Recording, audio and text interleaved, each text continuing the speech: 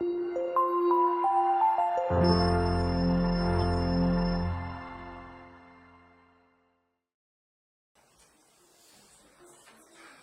ձեզ, ուրախ եմ, որ իրապես ես առիթ ունեք, ճիշտ է մի քիչ ուշ բարևեցի, բայց ասում են ավելավ է ուշ, քան երբեք չեն։ Երկար ժամանակ է Եբրայեցիս նամակի սրտողությունը բաց ենք թողել, բայց պետք է շարունակենք և վերջ-վերջով պետք է հասնենք ավարտին։ Ուրախ եմ տեսնելու շատ հարազատ դեմքեր, որ երկար ժամանակ չենք տեսել ու հիմա միասին ենք։ Իրապես սա Աստծո շնորհքն է, որ Աստված մեզ բոլորիս ամեն մեկս տարբեր սովորությունների մեջ էինք, ամեն մեկս տարբեր ճանապարհների մեջ էինք ընթանում, բայց Աստված իր ողորմությունից ելնելով այդպես կամեցավ, որ մեզ միաբանե։ Եվ եղբայր ու քույր, երբ որ ասում ենք, ոչ միայն ուղղակի խոսքեր ենք ասում, այլ Քրիստոսով եղբայր ու քույր ենք, որտեղ մեկ հայր ունենք երկնքում։ Եվ այո, սրանից երանություն, սրանից ավելի գեղեցիկ չկա, գեղեցիկ բան չկա, որտեղ քրիստոնյաների ընտանիքը մեծ է։ Ուր որ գնանք, նույնիսկ կարծեք այն ամենախիստ իսլամական պետության մեջ, նույնպես մենք ունենք մեր հարազատները, մեր քույրերն ու եղբայրները։ Ու դրա համար իրապես պետք է փառք տանք Աստծուն։ Սիրելիներ, այսօր շարունակելու ենք Եբրայեցիս նամակի սրտողությունը, ու այսօրվա թեման սա է, խոսելու ենք հոգևոր ընտրովի նամիզմի մասին։ Հակասեք ես ինչ բառեր ես ասում։ Նամիզմը դա հիվանդություն է։ Այդքան է շատ տարածված չի, բայց համենայն դեպս հանդիպում է և բավականին դժվար է ընդհանրապես այդ հիվանդությունը բուժում գտնել կամ բուժում տալ։ Պատճառները տարբեր են լինում, կարա լինի աճի հորմոնի խանգարումներ,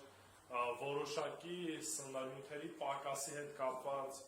նամիզմ կամ ընդհանրապես բառացի կարող ենք ասել գաճաճությունն է։ Գոյություն ունի, որ մարդը գենային պատճառներով է այդպիսի գաճաճ ծնվել և սեր ֆիզիկական որևիցե առողջության հետ կապված խնդիր չկա, բայց գոյություն ունի նաև հիվանդության պատճառով գաճաճություն։ Եվ ասեմ, երբ որ մարդը նման խնդիրներ ունի, նման խնդիրներով տառապող մարդկանց, թե ոսկորներն են բավականին թույլ, շատ շուտ հոգնում են, եւ ուղղակի տեսնում ես մարդը չափահաս անձնավորություն է, բայց ուղղակի չափսերով փոքր է եւ բավականին շատ մեծ խնդիրներ ունենում իր կյանքի ընթացքում։ Եվ նույնիսկ այս հորմոնների պակասը, որը որ բերում է, որոշ հաշվարկներով ասում են, որ միլիոնավոր, այսինքն բավականին թանկ է։ Բավականին թանկ է, որպեսզի կարողանա այդ մարդը լրացնել այդ հորմոնները և լիարժեք կյանքով կարողանա ապրել։ Հիմա ինչ կապ ունի սա պատմածս հոգևոր տեսանկյունից։ Եբրայեցիս նամակից այս հատվածը, որ կարդալու ենք, խոսքը գնում է հոգևոր գաճաճության կամ երեխա լինելու մասին։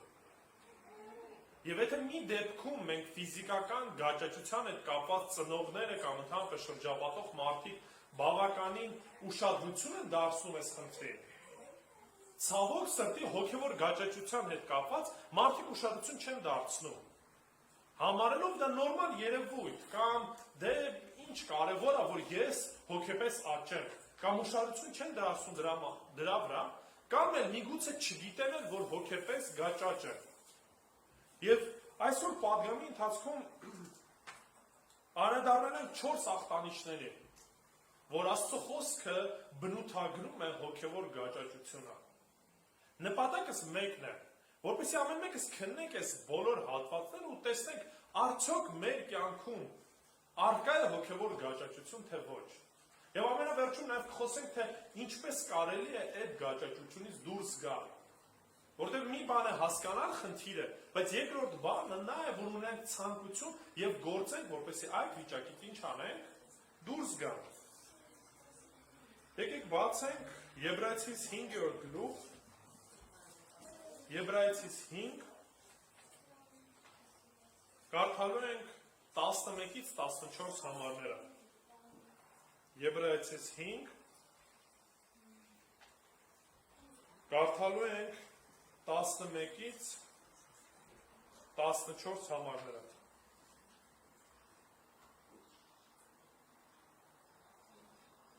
Եկեք 10 համարը կարդանք, որ մի փոքր կարդվի, չնայած որ սրա մասին խոսեմ դեռ։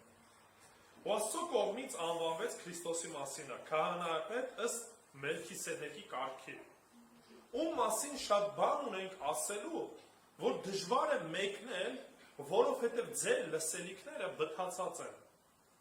Քանզի ժամանակին նայելով սովորեցնողներ պիտի լինեիք, սակայն պետք է, որ մեկը ձեզ նորից սովորեցնի Աստծո պատգամների առաջին սկզբունքները։ Կաթեք կարոտ, ոչ թե ուժեղ կերակուրի, քանի որ ով կաթնակեր է, անհմուտ է արդարության խոսքում, որովհետև մանուկ է, իսկ ուժեղ կերակուրը չափածների համար է, որոնց զգայարանները օգտագործման հետևանքով կրթված են զանազանելու բարին ու չարը։ Եկեք աղոթենք։ Աստված փառք ենք քեզ տալի քո խոսքիդ համար, Տեր, շնորհակալ ենք այս առիթի համար, որ կարող ենք գալ փառաբանությամբ, մեծարանքով, աղոթքով քո առաջ, Տեր։ Եվ քեզանից առնենք այն օրհնությունները, որ պատրաստում ես ամեն վայրկյան, ամեն պահ։ Աղոթում օրհնես գտնվող այստեղ ամեն մեկին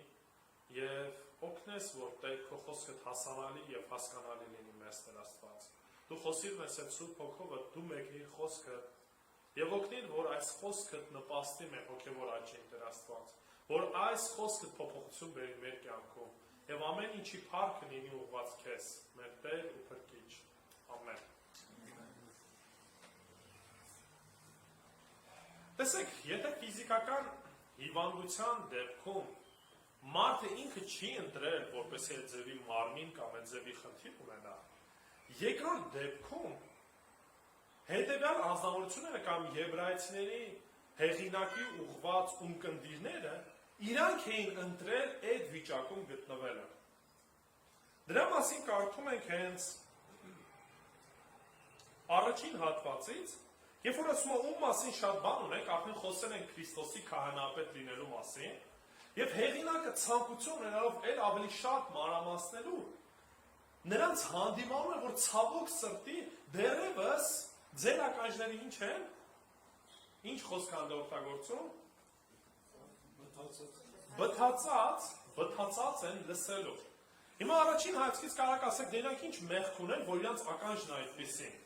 Հիմա իրանց ականջներն են այդպեսին, չեն կարող լսել։ Բայց եթե նայենք օրիգինալին կամ հունարեն բնագրին, հունարեն բնագրի մեջ օգտագործված է նոֆրոս բառը, որը որ եթե բառացի թարգմանենք, նշանակում է ծույլ կամ դանդաղ։ Այսինքն այս մարդիկ ծույլ էին լսելու եւ դանդաղ էին լսելու մեջ։ Եթե օրինակի համար բացեք 6-րդ գլուխ եւ կարդանք 12 համարը, ուշադրություն դարձրեք, 6-րդ գլուխ 12 համարը։ Տեսեք ասում է, որ չծուլանաք, այլ հետևեք նրանց, ովքեր հավատով եւ համբերատարությամբ խոստումները ժառանգեցին։ Այս չծուլանալ բառը նույն տերմինն է։ Այսինքն ստեղ խնդիրը ոչ թե նրա մեջ էր, որ նրանք ուղղակի ի վիճակի չէին կամ այդ ձևին ծնվել, այլ խնդիրն է, որ այս մարդիկ ծույլ էին։ Ուրեմն հենց առաջի ախտանիշը սա է։ Առաջի ախտանիշը սա է։ Արդյոք մենք տարապում ենք հոգևոր գաճաճությամբ, թե չէ։ Մենք ծույլ ենք լսելու, թե ոչ։ Գիտեք, լսել հասկացողություն ընդհանրապես կարող ենք ստեղ լինել, լսել, բայց իրականում լսելով ինչ անել, չլսել։ Որովհետև դե ձրավի անընդհատ նույն բառն ենք լսում, դա մենք ծուլություն ենք քաշում, չենք ուզում ուշադրություն դարձնել, չենք ուզում դրա խոսքի վերաբերյալ ավելի մանրամասն ուսումնասիրել, դա դարձել է մեզ համար ծուլություն։ Եվ նույնը ծուլությունը նաև կարող արտահայտվել ոչ միայն լսելու, այլ նույնիսկ ֆիզիկապես ուժեղ գալու հետ կապված։ Մարդիկ կան, որ զբաղված են ուրիշ բաներով եւ ծուլանում են օրինակ Աստծո խոսք լսել։ Իրենց դա չի հետաքրքրում, սա իրենց համար կարևոր չի։ Երբ որ նման իրավիճակում է մարդը գտնվում, ինչի է կհանգեցնի այդ ամեն ինչը։ Գաճաճը մնալու։ Հիմա պատկերացրեք մի այսպիսի իրավիճակ, երբ որ երեխան նոր է ծնվում, ու պատկերացրեք ուղղակի չի ուզում կաթ ուտի, կամ ծույլ է ուտելու մեջ, կարա ինչ որ կերպով գոյատևի, թե ոչ։ Չի կարա, ինչ որ ձևով կարող է ինչ որ փորձեն այդ ստամոքսի մեջ չգիտեմ, արհեստական ձևերով այդ կաթը ներմուծեն կամ երակի միջոցով, չգիտեմ ինչ որ բաներ, բայց համենայն դեպս նորմալ աճ չունենալու։ Ես հիշում եմ տղաս, երբ որ նոր էր ծնվել, չգիտեմ, թույլ էր կամ ինչ, բայց շուտ հոգնում էր։ 1-2 ուտելուց հետո հոգնում էր, չէր ուտում։ Ու լացում էր, որտեվ սոված է, բայց նաև չէր կարողանում ուտել, որտեվ թույլ էր։ Հետո կամաց ճիշտ է վարժվեց։ Աղջիկս այդ խնդիրը չունի։ Բավականին ֆիզիկապես ուժեղ է ու նորմալ ուտում է, ու տարբերությունը կարող եք տեսնել, ճիշտ է, շատ չաղ չի, բայց համենայն դեպս տարբերությունը զգացվում է։ Ինքներս մեզ հիմա այս հարցը մենք ինքներս մեզ պետք է տանք։ Ես արդյոք ծույլ եմ հոգևոր շրջանակում, թե ոչ։ Արդյոք օրինակ համար Աստծո խոսքը կարդալու մեջ ծուլություն ունեմ, թե ոչ։ Ես գերադասում եմ ավելի շատ երկար քնել, ուրիշ ինչ-որ զբաղմունքներով զբաղվել, թե օրինակ համար խոսքի մեջ լինել, աղոթքի մեջ լինել։ Երեք այս ծուլությունը, ասեմ, որ որոշ առումով նաև վերաբերվում է ինձ։ Ինձ պետք է մեկը, որ ինձ կհիշեցնի, որոշ առումով միգուցե կհանդիմանի, որպեսզի ես չկարողանամ շեղվեմ։ Իմ խնդիրը նրանում է, որ ես շատ շուտ կարողանում եմ ուրիշ բանով զբաղվել։ Ու ինձ պետք է, որ նորից հետ վերադառնամ այն բանին, ինչին, որ պետք է առաջնային ինչ-որ որ սկսել եք ավարտին հասցնեմ։ Մենք էլ մեզ պետք է սովորեցնենք այդ ձև, որ հանկարծ ու հանկարծ թույլ չտանք, որ այս ծուլությունը մեր կյանքում տեղ գտնենք, որտեղ այդ ծուլության պատճառով մնալու ենք հոգևոր գաճաճ։ Ու երբ որ պահեր է լինելու Աստծո խոսքը լսելու, ավելի մանրամասն ուսումնասիրելու, մենք ինչ ենք անելու։ Ի վիճակի չենք լինելու, որտեղ արդեն սովորել ենք, որ մեզ Պես ծանր բաներ մի ասա, մեզ թեթև, հանգիստ, որ հանգիստ մեզ համար նստենք ու ինչ անենք, քնենք։ Սիրելիներ, եթե հոգևոր ծուլությունը կամ այս հոգևոր գաճաճությունը չի երևում, ֆիզիկական է երևում, միանգամից բոլոր ուշադրություն են դարձնում, սա այն խնդիրն է, որ շատ անգամներ կողքի մարդիկ չեն տեսնում։ Նույնիսկ կարող ամեն կիրակի մարդը մասնակցի պաշտամունքին, բայց այդ ծուլությունն ունի, որ շաբաթվա ընթացքում երբեք ոչ Աստծո խոսք է բացում, ոչ էլ կարդում է։ Այո, հոգեպես վերստին ծնված է, փրկված մարդ է, բայց հոգևոր աճ չունի։ Նույն վիճակում է, ինչ որ առաջ էր, նույն վիճակում գտնվում է մինչև հիմա։ Երկրորդ ախտանիշի մասին խոսենք։ Երկրորդ ախտանիշը է, որ չենք սովորում եւ ոչ էլ սովորեցնում ենք։ Կարդանք 12 համարը։ Քանզի ժամանակին նայելով սովորեցնողներ պետք է լինեք, այսինքն ուսուցիչներ, սակայն պետք է, որ մեկը ձեզ նորից սովորեցնի Աստծո պատգամների առաջին սկզբունքները։ Կաթի եք կարոտ, ոչ թե ուժեղ կերակուրի։ Պողոս առաքյալը ձեր մի խոսք ասում Կորինթացիս նամակի մեջ, ասում է, որ փոքր է երեխայի պես էի վարվում ու դա նորմալ էր։ Այսինքն, որ նայում եք փոքր երեխեք, օրինակ, չարաճճիություն են անում, բաներ են անում, որ առաջին հայացքից ու իմաստ չունի, ու երեխայի համար դա նորմալ երևույթ է։ Բայց ասում է, երբ որ մեծացա, հասուն դարձա, արդեն ինչ վարմունք պետք է ունենա, հասուն անձնավորության վարք պետք է ունենա։ Եվ եթե այս վարքս չի համապատասխանում իմ ով լինելու, սա արդեն խնդիր է, չի առաջանում։ Մեկ օրինակ, երբ որ չափից շատ հասուն փոքր երեխա են տենում, էլի ասես մի քիչ բան են անում, չէ՞, երեխան ոնց որ երեխու նման չի, ոնց որ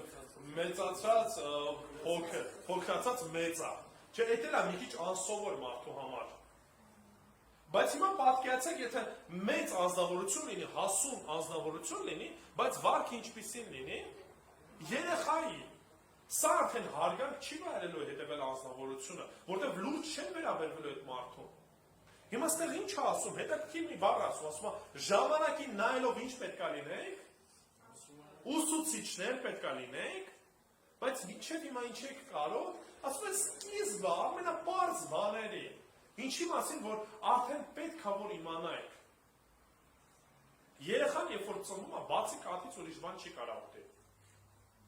Եվ ուղղակի ստամոքս ֆիզիկապես ի վիճակի չի այդ ամեն ինչ ընդունելու։ Մինչև որ ժամանակի ընթացքում կամաց հավելյալ ուտելիք է ուտում, ու դրանից հետո սկսում է ուրիշ բաներ ուտել։ Եվ պահ է գալու, որ արդեն կաթի կարիքը էլ, մայրական կաթի կարիքը էլ չունի, որտեղ արդեն ուրիշ բաներից ինքը լիարժեք սնունդը ստանում է։ Հիմա հիվանդությունից խոսեցին, գոյություն ունի հիվանդություն, որը որ կոչվում է լակտոզայի չյուրացում, Եվ եթե երեխան հիվանդանում է այդ հիվանդությամբ կամ ծնվում այդ հիվանդությամբ, 99%-ով այդ երեխաները մահանում են։ Ինչու որտեղ բացի կաթից ուրիշ բան օրգանիզմը ի վիճակի չի ընդունելու եւ կաթն էլ, որը որ հիմնականում լակտոզայից է բաղկացած, չի կարողանում ընդունի եւ դրա հետևանքը լինում է մահը։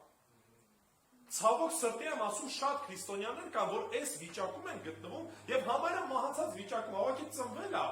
շնչում է, ապրում է, բայց հոգեպես որևիցե բան չի անում։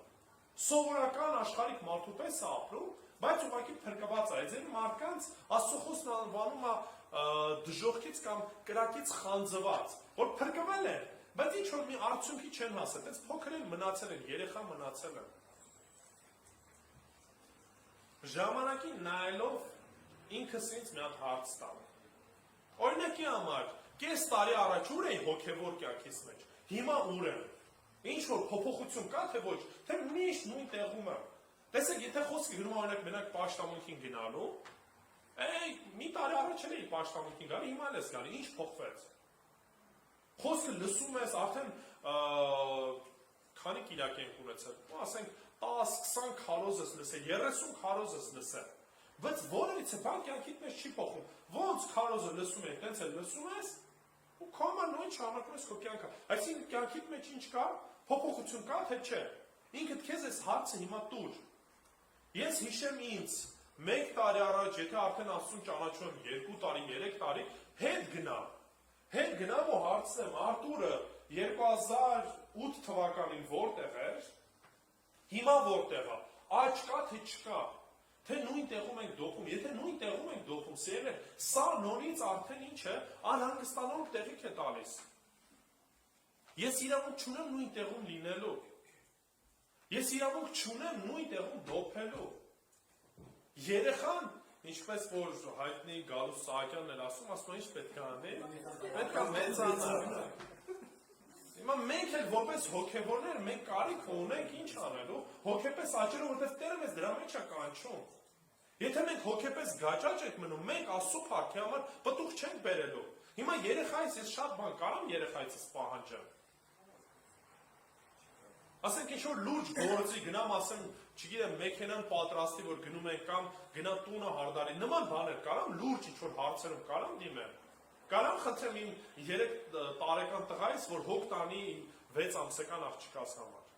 Բնական է, որ չէ։ Հիմա նույնը նայեք հոգևոր շրջանակում։ Եթե մեկը փոքր է,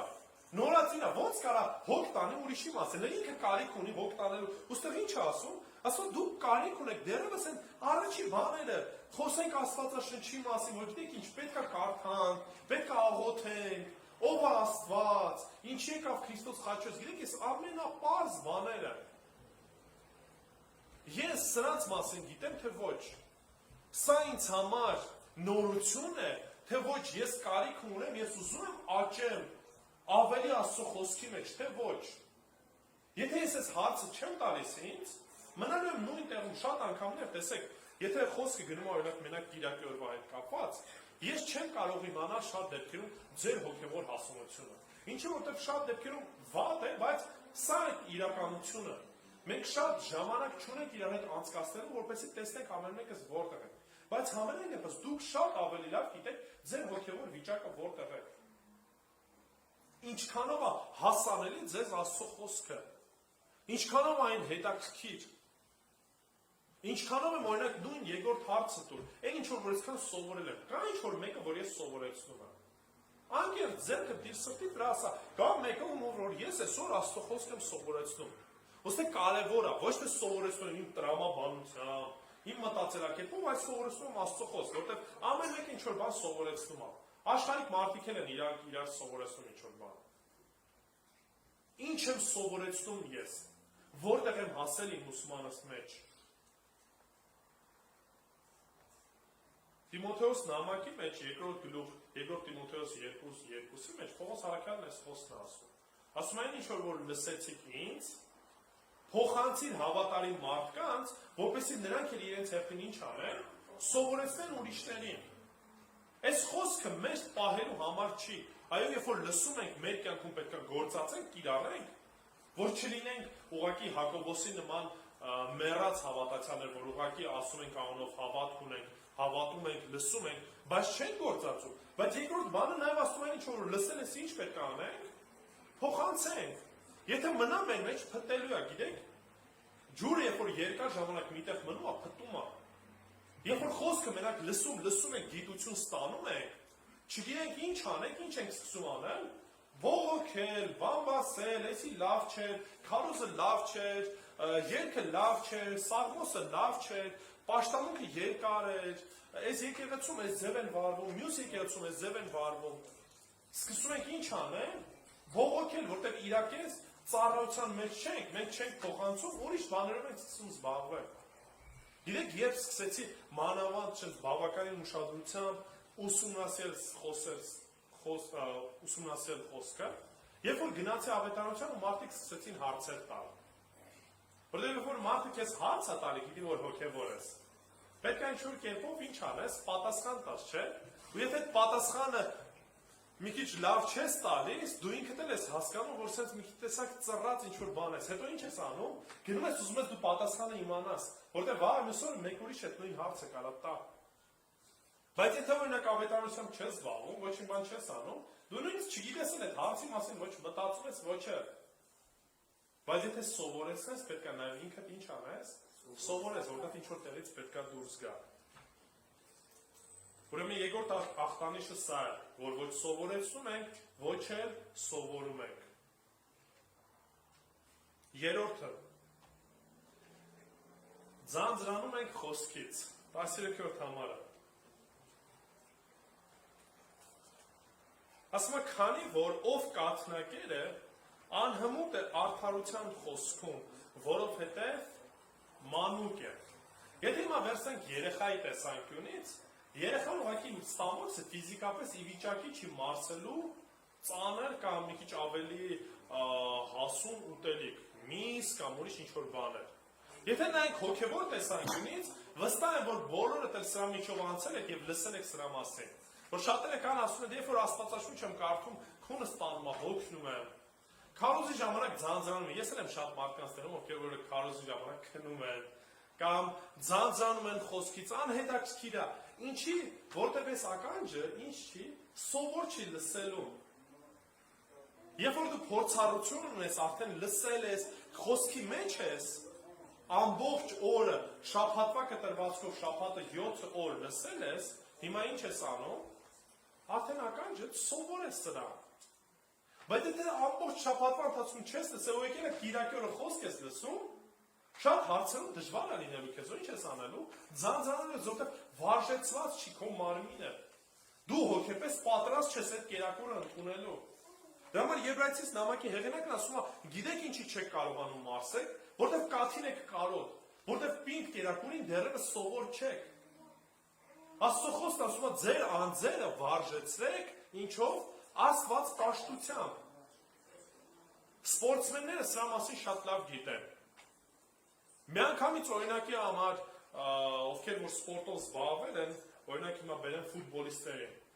Մինչև ֆուտբոլ պարապելը, մինչև գնալը խաղի մեջ մտնել, ինչ կա, նախավարժանք կա, չէ՞։ Տաքանում ես, տաքացնում ես մկանները, որովհետև եթե չտաքանան մկանները, ու միանգամից խաղի մեջ մտնես, ինչ ես մի անելու, վնասվածք ես ստանալու։ Հիմա ուրիշ բան ասեմ, մինչև պիտի պահը գա, որ դու մտես խաղի մեջ, ժամանակ անց է, չէ՞, մարզվում ես։ Միանգամից այդքան երկար չես վազում, միանգամից այդքան ֆիզիկական ծանրություն չես վերցնում։ Վերցնենք օրինակի համար ծանրամարտը։ Նորից երբ որ ծանրություն ենք հաշվում, միանգամից ամենածանր քաշը չեն բարձրացնում։ Ինչից են սկսում։ Թեթևից, փոքրից, որ կամած մարմինդ ինչ անի։ Ընտելանա, սովորի, նույն բաներ ստեղ է։ Եթե ես շաբաթվա ընթացքում ընտելացած չեմ խոսքի, չեմ լսում, ինքս չեմ կարդում, իմ լսելիքները վարժեցված չեն դրա համար։ Ինձ համար այս ամեն ինչը ձանձրալի է լինելու, պաշտամունքի ժամանակ քնելու եմ, Աստծո խոսքը բացելու եմ, ու ձանձրալի է լինելու, անհասկանալի է լինելու։ Ինչի որտեղ սովոր չեմ, մենակ կիրակից կիրակի եմ Աստծո խոսքը լսում։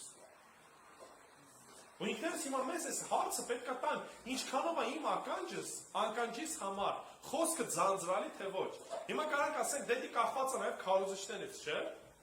Ոնց են ներկայացնում, ոնց են խոսում, ոնց են ասում։ Համամիտ են որոշ առումով կախված է, բայց դե մի հատ բայց կա։ Եթե քո ականջը վարժեցված է լսելուն, ինչ քարոզ է լինի, նույնիսկ ամենայն վատ քարոզը լինի, դու ինչ որ մի բան ինչ ես անելու, առնելու ես, ստանալու ես, տեսնելու ես, գոնե Աստծո խոսքն ինչ որ կարդալու ես, դա քեզ համար որոշ առումով բավարար է լինելու, կարդալու ես, լսելու ես, ընդունելու ես։ Բայց եթե քարոզի մեջ չկաս, Աստծո խոսքի մեջ չկաս, ինչ էլ ուզում ա լինի, քեզ անհետաքրքիր է լինելու։ Դրա համար գիտեք, շատ քարոզիչներ կան, լուրջ քարոզներ չեն քարոզում։ Մանրամասն չեն ուսումնասիրում, չեն ուզում խորանան ամեն մի դետալի, մանրանան ամեն մի հարցին։ Ինչի որտեղ տեսնում են, որ ժողովուրդը ընդունակ չի։ Ու գիտեք ինչ են անում։ Կատակներ են շատ քարոզի մեջ անում, շատ օրինակներ են բերում, պատմում են իրենց կյանքի փորձառությունից, ուրիշ ինչ որ դեպքերից, ինչի որպեսզի մարդկանց հետաքրքիր լինի, որտեղ դրա մասին սովոր են մարդիկ կատակներ լսել, պատմություններ լսել, առավելևս ուրիշ մարդկանց պատմությունները հետաքրքիր է։ Հասկանում եք, սենց բաները մարդկանց ինչ անում, ձգում է, պատրաստ են լսելու, բայց երբ որ խոսքի մեջ շատ ավելի մանր ուսումնասիրես, վարդապետական հարցեր տաս, այս մարդու համար ինչ է լինելու, սա ասելու, ստոպ, այս ինչ ես քարոզում, այս ինչ ձանձրանի անհետաքրքիր քարոզ է։ Ու սա նորից ու ինքներս մեզ պետք է հարցնենք, ինչքանով եմ ես Աստծո խոսքի նկատմամբ ձանձրանում, ինչքանով եմ ես պատրաստ Աստծո խոսքը լսելու։ Ես էլ եմ ասում, ես չեմ արդարացնում ձանձրալի քարոզիչներին, կամ այն մարդկանց, ովքեր որ չեն պատրաստվում խոսքը տալուց։ Ես չեմ արդարացնում իրենց։ Ամեն մեկը իր պատասխանատվությունն ունի։ Դու քո պատասխանատվություն ունես, քարոզիչը իր պատասխանատվությունն ունի։ Բայց ամեն մեկը պետք է տեսնենք, ինչքանով եմ ես վարժեցված խոսքի մեջ։ Եվ վերջինը սիրելիներ, չենք տարբերում չարը ու բարին։ 14 համարը։ Իսկ ուժեղ կերակուրը չափահասների համար է, որոնց զգայարանները օգտագործման հետևանքով կրթված են զանազանելու բարին ու չարը։ Հոգևոր հասուն մեկը Աստծո խոսքի իման վրա կարողանում է զանազանի տեսնի որն է բարին եւ որն է չարը։ Այն որ հոգևոր հասունություն չունի, գալու է պարզ հարցեր է տալու, ասելա դե օրինակի համար ծխելը մեղք է թե ոչ, խմելը մեղք է թե ոչ, այս ինչ հարցը մեղք է թե ոչ, սենց անեմ թե սենց չանեմ։ Ու տեսնում ես, որ շատ պարզ հարցեր են, շատ են պարզ բաների մեջ, քայլերի մեջ, մարդը ինչ է անում, չի կողմնորոշում ոնց վարվի։ Առաջի Կորինթացիս նամակի մեջ, քանի որ Կորինթացիների եկեղեցին բավականին այդ հասունության այդ խնդիր ուներ, տեսեք ինչ խնդիր էր այս գաճաճության պատճառով առաջանում։ Եկեք բացենք առաջի Կորինթացիս, կարդալու ենք 3-րդ գլուխը 1-ից 3 համարները, առաջի Կորինթացիս 3-րդ գլուխ 1-ից 3 համարները։ Պողոս Արաքյանը նույն խնդրի առաջ է բախվում Կորինթացիս եկեղեցիներին, երբ որ ուզում է խոսքը տա։ Տեսեք ասում է, եւ ես եղբայրներ, ուշադրություն դարձեք, շեշտում է, որ եղբայրներին է ուղղված խոսքը, ոչ թե աշխարհիկ մարդկանց, այլ հոգևորների։ Չկարողացա ձեզ հետ որպես հոգևորների խոսել, այլ որպես մարմնավորների, որպես մանուկների հետ Քրիստոսի մեջ։ Ուշադրություն դարձնում եք, ինչպիսի համեմատություն է ասում։ Ասում է, որ քանի որ մանուկ եք, ինչ եք, մարմնավոր եք։ Երեխայի ուշք ու միտքը մենակ իր մարմինն է։ Երեխային չի հետաքրքրում ոչ իր ծնողը, ոչ մեկ։ Իրան մենակ հետաքրքրում է ով։ Իր սիրելի եսը։ Երկրորդը, ձեզ կաթով սնեցի եւ ոչ թե կերակուրով, նույնիսկ նույն բանն ասում, որովհետեւ մինչեւ հիմա չեք կարող, հիմա էլ դեռ չեք կարող։ Որովհետեւ դեռևս մարմնավոր եք, քանի որ դեռ ձեր մեջ հիմա ուշադրություն դարձրեք, քանի որ մանուկ են, չարը եւ բարին չեն զանազանում, ինչ կա իրենց մեջ, նախանց, վեճ, բաժանումներ, մարմնավոր չեք եւ մարդկայնորեն չեք վարվում։ Այս հարցն է իրանց է տալիս։ Ասում քանի որ տեսնում եմ այս մեղքերը, այս պարզ բաները կամ ձեր մեջ նախանց, բաժանումներ, այս ամեն ինչը ձեր մեջ կա, ասում եմ ինչ է։ Մանուկ եք, երեխա եք դեռևս մնացել։ Գաճաճ եք ձեր հոգևոր կյանքում։ Լավն ու վատը չեք կարողանում տարբերել, չեք կարողանում զանազանել։ Ինչի որտեվ այս Աստվածաշունչը օրինակ ոչ մի անգամ չեք էլ կարդացել։ Կամ եթե կարդացել եք մի փոքր ինչ որ հատվածներ։ Ինչ վարկ պետք է ես ունենամ։ Ինչ վերաբերմունք ես պետք է ունենամ աշխարհից նկատմամբ, ուրիշ մարդկանց նկատմամբ։ Եթե փոքր երեխա եմ, բնական է որ չգիտեմ իմ պահելու ձևը, ոնց պետք է վարվեմ, ինչպես պետք է քայլեմ։ Բայց եթե հոգեպես հասուն եմ, արդեն կարողանում եմ ինչ անել, զանազանել, ասում արդարության խոսքի մեջ ինչ է, վարժված են, այս մարդիկ գիտեն, այս մարդու համար կարիքը չկա, ես նորից գամ, ասեմ, գիտես ինչ կա, այս ինչ հարցերը կա, կամ էսի մի արա, էսի արա։ Լավ, այս ամեն ինչը նայեցինք, վերջը ինչ։ Եթե տեսա օրինակ այս ամեն ինչը կյանքիս մեջ իրականա, մինչև հիմա հոգևոր գաճաճ վիճակում եմ գտնվում։ Արդյոք ցանկություն ունեմ այս հարցերն ինչ որ ձեւով լուծում տալու, թե ոչ։ Գիտեք, առանձնացրել եմ ընդամենը 5 կետ, շատ երկար չեմ խոսելու, բայց պրակտիկ գործական քայլեր, որ կուզենամ ամեն մեկս մեր կյանքում գործածենք։ Որպեսզի այդ հոգևոր գաճաճությունից ինչ անենք, դուրս գանք։ Ամեն առաջինը դուք ինքներդ կարաք ասեք, որն ասես։ Միանշանակ, որտեղ սա ամենասկիզբն է։ Եթե ես Աստծո խոսք չեմ կարդում, չպիտի ակնկալեմ աճելս։ Խոսքն է, որ սնելու է ինձ։ Խոսքով եմ, որ աճելու եմ։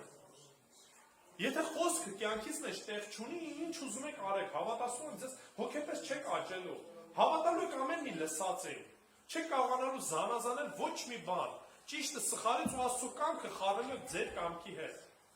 Աստծո ցանկությունը ձեր ցանկության հետ է խառնելու։ Սա շատ պարզ է։ Ու բոլորդ եք շատ լավ գիտեք սրա մասին։ Գոնե սկսեք օրը 30 րոպեից ավել չեմ ասում։ 24 ժամվա մեջ առանձնացեք 30 րոպե, բացեք սկսեք կարդալ։ Բացեք նոր կտականը սկսեք կարդալ։ Հետո կամած ավելացրեք։ Լավ 30 րոպե չեք ձգում, սկսեք ինչ որ մի բանից, ինչ որ մի թվից։ Սրա մասին մտածեք, մի ասեք չեմ կարա կամ ձանձրանում եմ կամ չգիտեմ, սկսեք։ 10 րոպե, 15 րոպե սկսեք։ Մինչև սկսել աղոտ կարեք ասեք Տեր, օգնի որ այս 10 րոպե, 15 րոպեն արթուն լինեմ, խոսքը կարդամ հասկանամ։ Երկրորդը, եղեք հաշվետու ինչ որ մեկին, ով որ ձեզ հարցնելու ասելու, կարդացել ես թե ոչ։ Մեր անձը այնպիսին է, որ մենք սիրում ենք հանգստանալ, մենք սիրում ենք հանգիստ վիճակում գտնվենք։ Գիտեք ինչ որ մեկի, ով որ հոգեպես հասունություն ունի, ու հաշվետու եղեք իրան։ Թող իրան խնդրեք, մոտեցեք, ասեք, խնդրում եմ ինձ օգնի, որ ես այս հոգևոր գաճաճությունից դուրս գամ։ Ուզում եմ կարդամ, բայց շատ անգամներ մոռանում եմ։ Շատ անգամներ դրան ժամանակ չեմ կարողանում հատկացնել։ Խնդրեք, որ այդ մարդը ձեզ ամեն օր հարցնի։ Հարցի կարդացել ես թե ոչ։ Եթե կարդացել ես, հարցի թե ինչի մասին ես կարդացել։ Ինչ ես հասկացել։ Մեկին գտեք, ով որ կօգնի ձեզ այդ հաշվետվության մեջ լինելու, որպեսզի հոգեպես ինչ անեք, աճեք։ Պողոս առաքյալը, օրինակ նույն Տիմոթեոսին ասում էր իմ հոգևոր զավակ, այսինքն Տիմոթեոսը հաշվետու էր ում, Պողոս առաքյալին, ու Պողոս առաքյալը իրան ուսուցանում էր, բարձրացնում էր, որպես երեխայի կրթում էր, որ ինքը ինչ անի, աճի։ Երրորդը, պատգամ լսելուց եւ առհասարակ երբ որ Աստվածաշունչ եք կարդում, ունեցեք ձեր հետ թուղթ ու գրիչ։ Հիմա կասեք ինչ կապ ունի դա։ Երբ որ ես ունեմ թուղթ ու գրիչ, երբ որ նշումներ եմ անում, նախ եւ առաջ դա օգնում է, որ ավելի ուշադիր լսեմ, որտեղ եթե չլսեմ, նշումները չեմ կարող անել։ Երկրորդը, երբ որ լսում եմ ու մի հատ էլ գրի եմ առնում, սա օգնում է, որ կրկնակի երակի անգամ շատ ավելի խոսքը մեջս տպավորվի։ Ընդհանրապես բառացի խոսքը, երբ որ մարդիկ փոխանցում են, մոտավորապես 30-ից 40%-ով որ հիշվում, այսինքն լավագույն դեպքում։ Բայց երբ որ ինչ-որ մի բան գրի առնեք, եւ դրանից հետո նաեւ աչքով տեսնում եք, շանսերը, տոկոսը, թե ինչքան բան կհիշեք պատգամից հետո ավելանում է։ Եվ մի բան էլ ավելացնեմ։ Երբ որ դուք արդեն խոսք ինչ-որ մի ձև պատրաստում եք, վաղը մյուսօր այդ խոսքը կկարողանաք կարդալ եւ ինչ անել, Սովորեցնել, չէ՞, մինչև այդ խոսում ենք, չէ՞ սրա մասին, որ պետք է սկսենք սովորել, փոխանցել։ Դրա համար սիրելիներ, երբ որ գալիս եք, գանք պատրաստված, խոսքը գրի առնենք։ Գոնե Աստվածաշնչյան համաներ են հատվածներ ինչ որ Աստծո խոսքը ձեզ բացում է, չեմ ասում դրեք արտագրեք քարոզը։ Խնդիրը սրա մասին չի։ Խնդիրը նրա մասին է, որպեսզի ուշադիր լինեք, որտեղ եթե գրեցիք կարող եք քնեք։ Չէ, որտեղ լսելու եք, ուշադիր եք լսելու, որպեսզի ամեն ինչը գրի առնենք։ Չորրորդը։ Սա տրամաբանական է։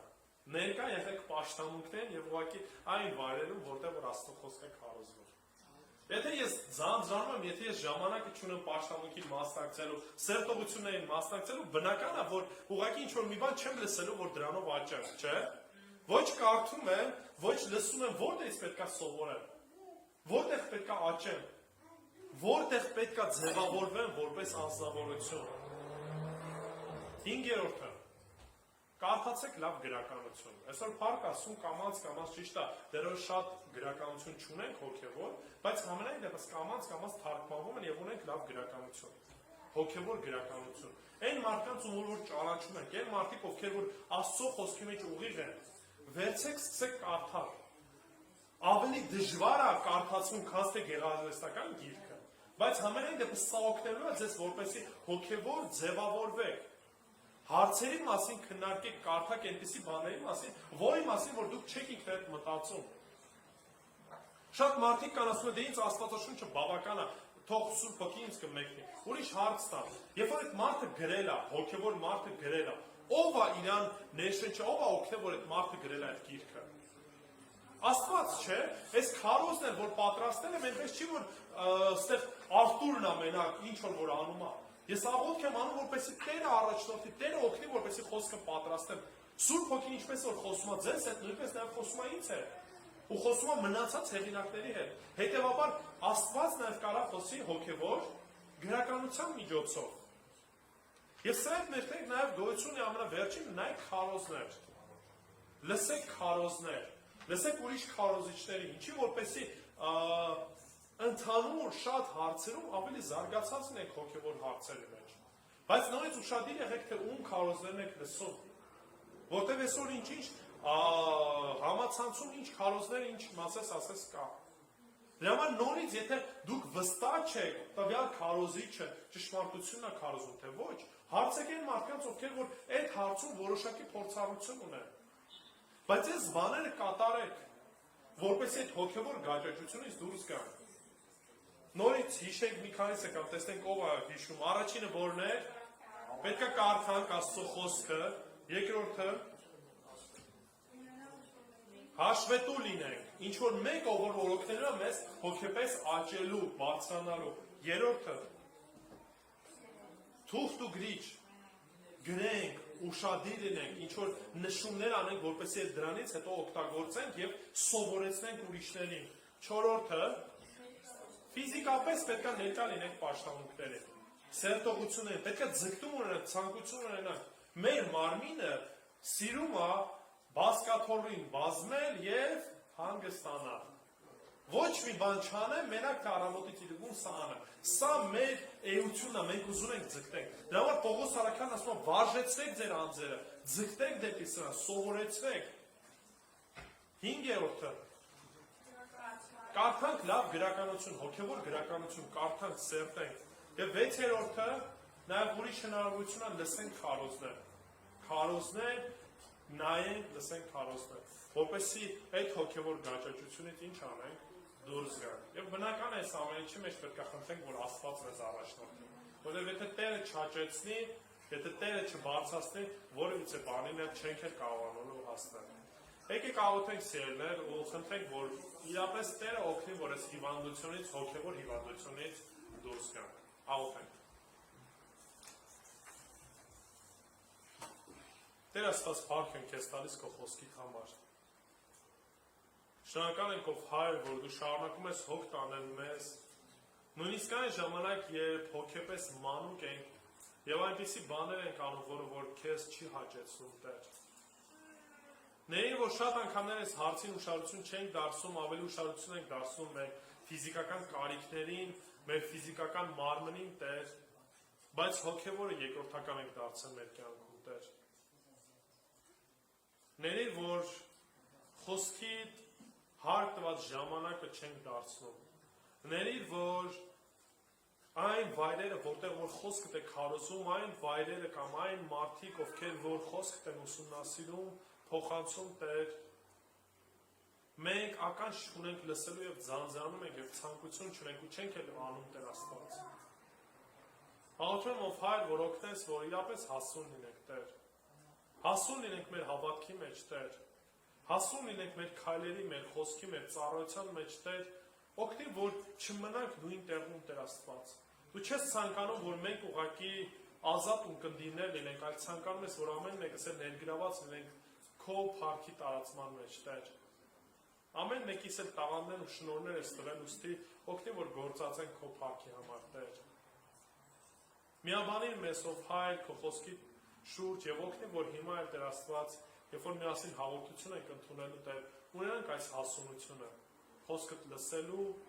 կարդալու եւ գալու քո առաջ ապաշխարության դարձով եւ հաղորդակից լինելու եղբայրներով ու քույրերով քեզ հետ, Տեր Աստված։ Օգնի, որ գիտակցաբար մոտենանք այնպես, ինչպես որ դու ես կամենում։ Ու թող որ ամեն բանի փառքը լինի նիմեն քեզ։ Հիսուս Քրիստոսի անունով, ամեն։ Սիրելիներ, հիմա միասին հաղորդություն պետք է ընդունենք։ Ուզում եմ ընթերցենք Առաջի Կորինթացիս 11-րդ գլխից, կարդալու ենք 23 համարից, Առաջի Կորինթացիս 11-23 համարից։ Որովհետև ես Տիրոջից ընդունեցի ու ձեզ էլ ավանդեցի, որ Տեր Հիսուսից մատնվելու գիշերը հացն առավ եւ գոհանալուց հետո կտրեց, ասեց. վերցրեք կերեք այս է իմ մարմինը, որ կոտրվեց ձեզ համար, այս արեք իմ հիշատակի համար։ Նպատակը սա է, որ մենք եւս մեկ անգամ հիշենք, թե Տերը ինչ է արել, ինչպես է իր մարմինը տվել, որպեսզի մենք չդատապարտվենք։ 25. Նույնպես էլ ընթրիքից հետո գավաթն առավ եւ ասաց. այս գավաթը նոր ուխտն է իմ արյունով։ Այս արեք իմ հիշատակի համար, քանի անգամ էլ որ խմելու լինեք։ Այսինքն այս գավաթը խորհրդանիշն է նրա, որ մենք արդեն Քրիստոսով նոր ուխտի մեջ ենք, նոր հարաբերություն ունենք Աստծո հետ եւ այն նրա միջոցով, որ Քրիստոս իր արյունը թափեց եւ գինին էլ խորհրդանշում է դա։ Ես գինին խմում եմ ի նշան նրա, որ ես արդեն իսկ այդ նոր ուխտի մեջ եմ ու հիշում եմ ու հաստատում եմ ու փառաբանում եմ Աստծուն, ասելով այո Տեր, քո արյան միջոցով ես մաքրվեցի, փրկություն ունեմ։ 26-ը. Քանի անգամ որ այս հացը խմեք եւ այս գավաթը խմեք, ինչ արեք, Տիրոջ մահը պատմեք, մինչեւ որ նա գա։ Պատվերն սա է, երբ որ այս ամեն ինչը հիշեցինք, երբ որ այս ամեն ինչը օրհնություն դարձավ մեզ համար, ինչ պետք է անենք, պահենք մեր մեջ, չէ գնանք ու փոխանցենք ուրիշներին, որ գոյություն ունի փրկություն, մինչև հիմա բոլոր նրանց համար, ովքեր որ կգան Աստծո առաջ։ Ուստի ով որ այս հացն ուտի կամ Տիրոջ գավաթը խմի անարժանաբար, այսինքն առանց գիտակցելու, թե ինչն է խորհուրդը հացի եւ ինչն է խորհուրդը գինու եւ արդյոք այդ նոր ուխտի մեջ է թե ոչ, պարտական պիտի լինի Տիրոջը մարմնին եւ արյանը, ինչու։ Ուրեմն թող ամեն մարդը քնի իր անձ եւ հետո միայն ուտի այս հացից եւ խմի այս գավաթից, որովհետեւ անարժանաբար ուտողը ով է։ Այն ով որ այդ ուխտի մեջ չէ, այն ով որ չի հասկանում հացը եւ գինու խորհուրդը, ուտում եւ խմում է, որովհետեւ ինչ չի արել, չի զատորոշել, չի հասկացել իր համար, դեռևս սա բացահայտ չէ Տիրոջ մարմինը։ Ոստի ամեն մեկս մեր նստած տեղում ուղղակի աղոթ կանենք, որպեսզի Տերը այս գիտակցությունը տա,